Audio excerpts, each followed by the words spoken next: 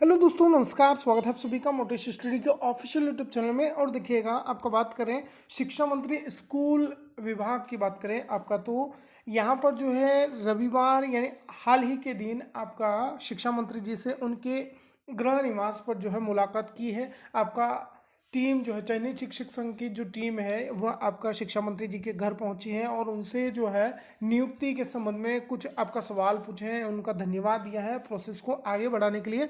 इसी के संबंध में देखिएगा, उनसे बहुत सारे सवालों से जो है रूबरू हुए हैं चयनित शिक्षक संघ की जो टीम है, एक्टिव टीम आपका।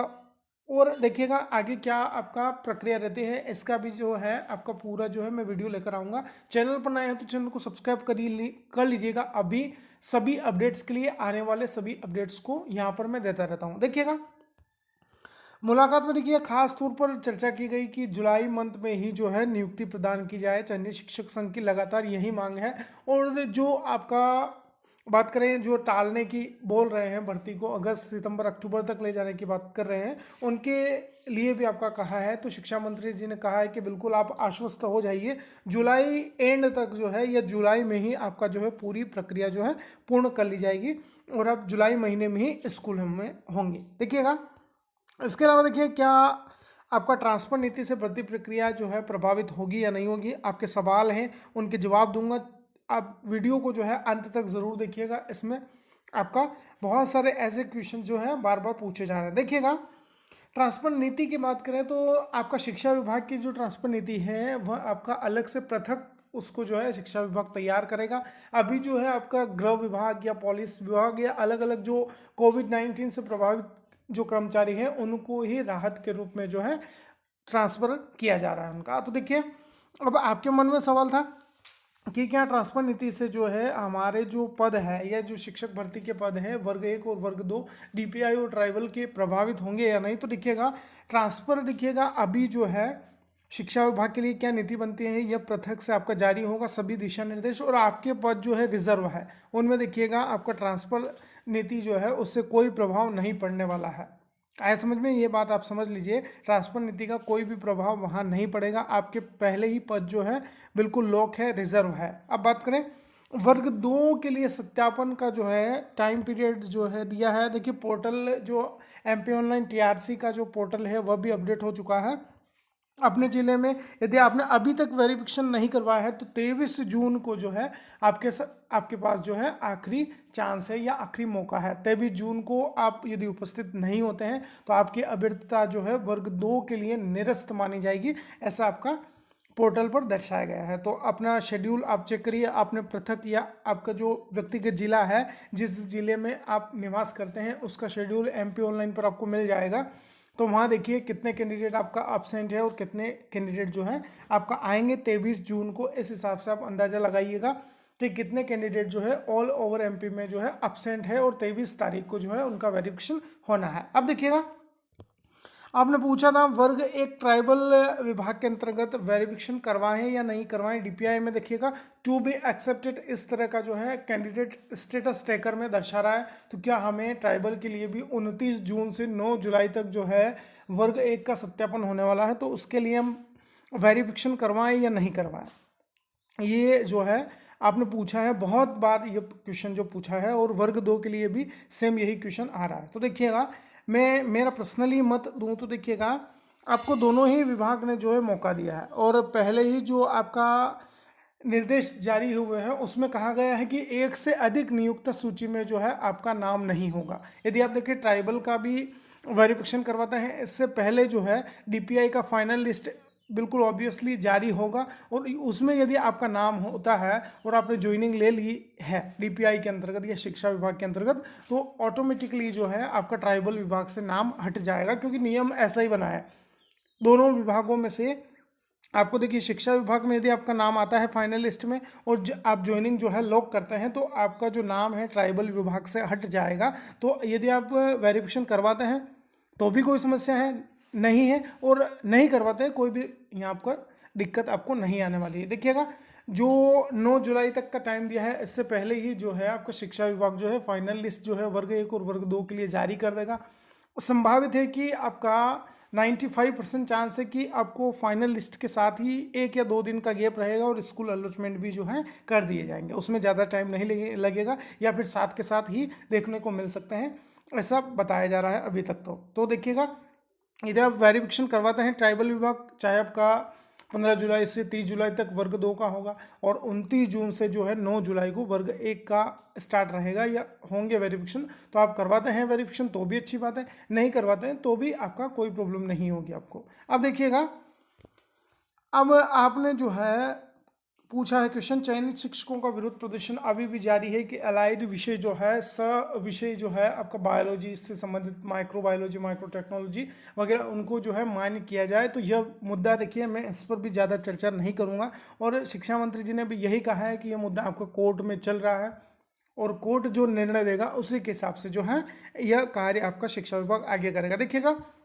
इसमें बहुत सारे जो हमारे चयनित शिक्षक है वो, उनका कहना यह है कि जब भी आपका हमें होल्ड किया जाए, यदि हमारा जो मुद्दा है या विवादपूर्ण है या कोर्ट में चल रहा है, तो हमें होल्ड किया जाए, और जब भी कोर्ट निर्णय दे, यदि कोर्ट एक्सेप्ट करता है अलाइड विषय को, तो बिल्कुल जो है हमें उस टाइम पर जो है 1-2 महीना जब भी आपका यह निर्णय आता है उस समय हमें ज्वाइनिंग दे, तो ये बहुत अच्छी बात है। और देखिएगा, पहले की जो भर्तियों हैं उनमें जो है मान्य किया गया, तो अब भी हमें मान्य किया जाए, बहुत अच्छी बात होगी, ये एक्सेप्ट किया जाता है। तो देखिएगा, इतना मेहनत किया है, एग्ज़ाम आपने क्वालिफाई की है, और यहाँ से आपको जो है रिजेक्ट या होल्ड किया जा रहा है, तो ये दुखद बात है, और जो भी आपका कोर्ट में निर्णय रहेगा वह सर्वोपरि माना जाएगा। तो इसमें जो है आप बिल्कुल दो मत रखिए, बिल्कुल यह मुद्दा जो है आपका कह सकते हैं कि शिक्षा मंत्री जी या जो भी आपका अधिकारी हैं उनके सबके संज्ञान में है, तो इसको बिल्कुल आप चिंता मत करिए इससे रिलेटेड। अब देखिएगा, स्कूल के संबंध में क्या आपका अपडेट आया है, शिक्षा मंत्री जी ने क्या बयान दिए हैं, कब तक स्कूल खुलने की संभावना है, उस पर भी आपका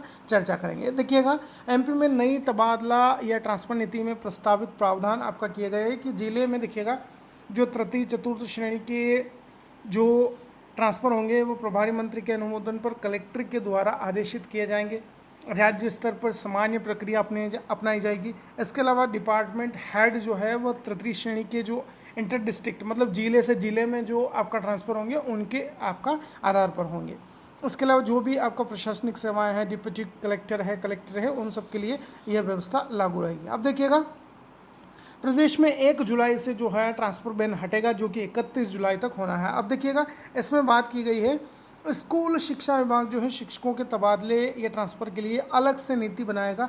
इसके साथ ही पुलिस में आरक्षकों से लेकर अफसरों तक के लिए तबादला बोर्ड बना हुआ है। तो बिल्कुल देखिएगा, जो भी निर्णय रहता है वह एजुकेशन डिपार्टमेंट स्वतंत्र है, शिक्षा विभाग वह अपने जो ट्रांसफ़र नीति में क्या कुछ नियम बनाता है, किस तरह के जो है आपका ट्रांसफ़र होंगे, ये सब कुछ जो है अलग से पृथक निर्देश जारी करेगा शिक्षा विभाग। और आप घबरा रहे हैं, चिंता कर रहे हैं कि ट्रांसफ़र से क्या हमारे जो पद है वो आपका इफेक्ट होंगे, प्रभाव पड़ेगा, प्रभावित होंगे, तो बिल्कुल भी नहीं है। इसमें आपको कोई भी चिंता करने वाली बात नहीं है, बिल्कुल भी घबराना नहीं है। आपके पद रिजर्व हैं और आपको पोस्टिंग मिलेगी जहां आपने चॉइस फिलिंग की है उसके अनुसार नंबर हाईएस्ट है, उस हिसाब से जो है स्कूल मिलेंगे, जिसमें दिव्यांगों को भी आपका जो है प्राथमिकता रहेगी, उनको जो है सबसे पहले स्कूल मिलेंगे, ये ध्यान रखिएगा आप। चलिएगा, नेक्स्ट चलते हैं। देखिएगा, यह देखिएगा एक पेपर कटिंग थी। चयनित महिला शिक्षक ने कहा है कि हमें नियुक्ति दो या इच्छा मृत्यु दो, इस तरह का जो है यह दिया था।